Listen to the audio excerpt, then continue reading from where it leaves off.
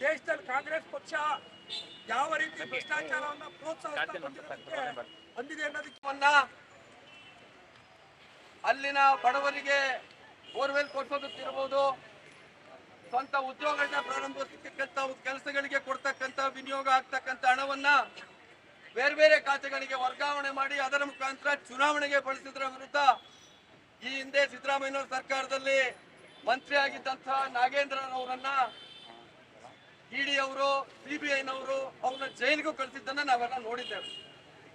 ಆದ್ರೂ ಕೂಡ ಇವತ್ತು ಈ ಬಾರಿ ಡಿ.ಕೆ. ಶಿವಕುಮಾರ್ ಸಂಪುಟಕ್ಕೂ ಕೂಡ ಅವರಿಗೆ ಅವಕಾಶವನ್ನು ಕೊಟ್ಟು ಹೋರಾಟವನ್ನು ಮಾಡ್ತಿದ್ದಂತ ಸಂದರ್ಭದಲ್ಲೇ ನಾವೇನ್ ಬೇಕಾದ್ರೂ ಮಾಡ್ತೀವಿ, ನಮ್ಗೆ ಅಧಿಕಾರ ಇದೆ ಅಂತಕ್ಕಂಥ ದರ್ಪದಿಂದ ಅವ್ರಿಗೆ ಇನ್ನೂ ಒಂದು ಖಾತೆಯನ್ನ ಎಕ್ಸ್ಟ್ರಾ ನಾವು ನೋಡಿದ್ದೇವೆ. ಇವರಿಗೆ ಬಡವರ ದೀನ ದಲಿತರ ಉದ್ಧಾರ ಬೇಕಾಗಿಲ್ಲ. ಯಾವುದೇ ಸೇವಾ ಮನೋಭಾವ ಇಲ್ಲದಂತ ಎಲ್ಲ ವ್ಯಕ್ತಿಗಳನ್ನ ತಾಂಡೋಗಿ ಇವರು ರಾಜ್ಯದಲ್ಲಿ ಮಂತ್ರಿ ಮಾಡಿದ್ದಾರೆ. ಈ ನಾಗೇಂದ್ರ ಅವರನ್ನ ಸಂಪುಟದಿಂದ ತೆಗಿಬೇಕು, ಇಲ್ಲ ಅವರೇ ರಾಜೀನಾಮೆ ಕೊಡಬೇಕು ಅಂತಕ್ಕಂಥ ಹೋರಾಟವನ್ನ ಭಾರತೀಯ ಜನತಾ ಪಾರ್ಟಿ ಮತ್ತು ಜೆಡಿಎಸ್ ಅವತ್ತಿಂದ ಮಾಡ್ಕೊಂಡ್ ಬಂದಿದೆ. ಆದ್ರೂ ಕೂಡ ಅದಕ್ಕೆ ಬೆಲೆ ಕೊಡದಲೆ ಅವರನ್ನ ಮುಂದುವರಿಸತಕ್ಕಂಥ ಕ್ರಮವನ್ನ ವಿರೋಧಿಸಿ ನಮ್ಮೆಲ್ಲ ಶಾಸಕರು ಈಗಾಗಲೇ ಸದನದೊಳಗೆ ಪ್ರತಿಭಟನೆಯನ್ನ ಪ್ರಾರಂಭ ಮಾಡಿದ್ದಾರೆ.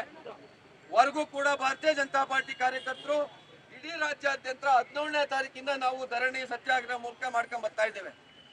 ಯಾವುದೇ ಕಿವಿ ಇಲ್ಲದಂತ ಈ ಸರ್ಕಾರ, ಈ ಮುಖ್ಯಮಂತ್ರಿಗಳು ನಮ್ಮ ಹೋರಾಟಕ್ಕೆ, ಸಾರ್ವಜನಿಕರ ಮಾತಿಗೆ ಬೆಲೆಯನ್ನು ಕಿಮ್ಮತ್ತು ಕಾಸು ಕೊಡದಲೆ ಅವರು ಅವ್ರದೇ ಆದ ರೀತಿಯಲ್ಲಿ ಮುಂದುವರೆತಿರೋದನ್ನ ನೋಡಿ ಇವತ್ತು ಭಾರತೀಯ ಜನತಾ ಪಾರ್ಟಿ ಕಾರ್ಯಕರ್ತರು ಇವತ್ತು ಕೂಡ ಈ ಪ್ರತಿಭಟನೆಯನ್ನ ನಾವು ಹಮ್ಮಿಕೊಂಡಿದ್ದೇವೆ. ಈ ಪ್ರತಿಭಟನೆಯಲ್ಲಿ ಭಾರತೀಯ ಜನತಾ ಪಾರ್ಟಿ ಎಲ್ಲ ಕಾರ್ಯಕರ್ತರು ಭಾಗವಹಿಸಿದ್ದೇವೆ.